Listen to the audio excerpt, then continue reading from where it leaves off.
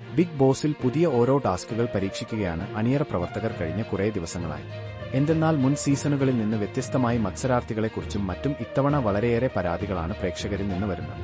ഒട്ടും എൻഗേജിംഗ് അല്ലെന്നും എന്റർടൈൻ ചെയ്യിക്കുന്നില്ല എന്നൊക്കെയുള്ള പരാതികൾ ഒരു വശത്ത് നിൽക്കുമ്പോൾ മറ്റൊരു ഭാഗത്ത് ഗെയിം ആരും മനസ്സിലാക്കുന്നില്ലെന്ന പരാതിയും ഉയരുന്നു. താരസംഘടനയായ അമ്മയുടെ സാരഥ്യം ഏറ്റെടുത്തതോടെ നടി ശ്വേതാ മേനോൻ തിരക്കാണ്. ഉദ്ഘാടന ചടങ്ങുകളും അഭിമുഖങ്ങളും പരിപാടികളും ഒക്കെയായി സമൂഹ മാധ്യമങ്ങളിൽ ഉൾപ്പെടെ നിറഞ്ഞു നിൽക്കുകയാണ് ശ്വേത. ഇന്ത്യയിൽ മറ്റൊരു നടിക്കും അവകാശപ്പെടാൻ ഇല്ലാത്ത നേട്ടമാണ് ശ്വേതാ മേനോൻ സ്വന്തമാക്കിയത്.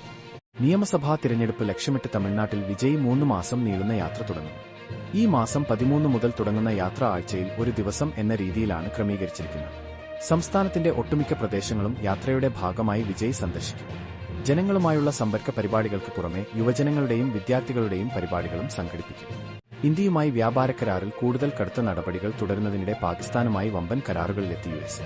പാകിസ്ഥാനിലെ ഖനന മേഖലയിൽ വിദേശ നിക്ഷേപം വർദ്ധിപ്പിക്കുന്നതിനായി മിസോറി ആസ്ഥാനമായുള്ള യുഎസ് സ്ട്രാറ്റജിക് മെറ്റൽസ് ആണ് $500 ദശലക്ഷം നിക്ഷേപ കരാർ ഒപ്പുവച്ചിരിക്കുന്നത്.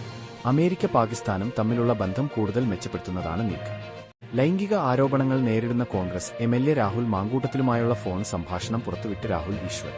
ഈ ഫോൺ സംഭാഷണം ഒരു കാരണവശാലും പുറത്തുവിടരുത് എന്ന് തന്നോട് രാഹുൽ മാങ്കൂട്ടത്തിൽ എടുത്തു പറഞ്ഞതാണെന്നും പക്ഷേ അദ്ദേഹത്തിന് കൂടി വേണ്ടിയാണ് ഇത് പുറത്തുവിടുന്നത് എന്നും രാഹുൽ ഈശ്വർ പറയുന്നു. കലാപം രൂക്ഷമായ നേപ്പാളിൽ നിന്ന് നടക്കുന്ന അനുഭവങ്ങൾ പങ്കുവച്ച് മലയാളി അധ്യാപകൻ. പഠനയാത്രയുടെ ഭാഗമായാണ് മുളന്തുരുത്തി നിർമ്മല കോളേജിലെ 10 വിദ്യാർത്ഥികളും 2 അധ്യാപകരും നേപ്പാളിൽ എത്തിയത്. കലാപം രൂക്ഷമായതോടെ രക്ഷപ്പെടാനുള്ള വഴികൾ അടയുകയായിരുന്നു. ശബരിമല ക്ഷേത്രത്തിന്റെ ശ്രീകോവിൽ വാതിലിന്റെ ഇരുവശത്തുമുള്ള ദ്വാരപാലക ശില്പങ്ങളിലെ സ്വർണം പൂശിയ പാളികൾ ഇളക്കിയെടുത്തതിൽ ഹൈക്കോടതിക്ക് അതൃപ്തി. അനുമതിയില്ലാതെ സ്വർണം പൂശിയ പാളികൾ ഇളക്കിയെടുത്തത് അനുചിതമാണ് എന്ന് ഹൈക്കോടതി നിരീക്ഷിച്ചു. ശബരിമലയിലെ എല്ലാ അറ്റകുറ്റപ്പണികൾക്ക് മുൻപായി ഹൈക്കോടതി ദേവസ്വം ബെഞ്ചിന്റെ അനുമതി വാങ്ങണം എന്നാണ് നിർദ്ദേശം. പാലക്കാട് എംഎൽഎയും യൂത്ത് കോൺഗ്രസ് മുൻ അധ്യക്ഷനുമായ രാഹുൽ മാങ്കൂട്ടത്തിലിനെതിരെ നിയമ നടപടിക്കില്ല എന്ന ആരോപണം ഉന്നയിച്ച യുവതികൾ. രാഹുൽ മാങ്കൂട്ടത്തിലിനെതിരെ ക്രൈംബ്രാഞ്ച് രജിസ്റ്റർ ചെയ്ത കേസിൽ അന്വേഷണ സംഘം പരാതിക്കാരുടെ മൊഴിയെടുത്തിരുന്നു.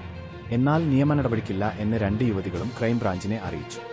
മലയാള സിനിമയിലെ അഭിനേതാക്കളുടെ സംഘടനയായ അമ്മയ്ക്ക് ചരിത്രത്തിൽ ആദ്യമായി ഒരു വനിതാ പ്രസിഡന്റിനെ ലഭിച്ചിരിക്കുകയാണ്.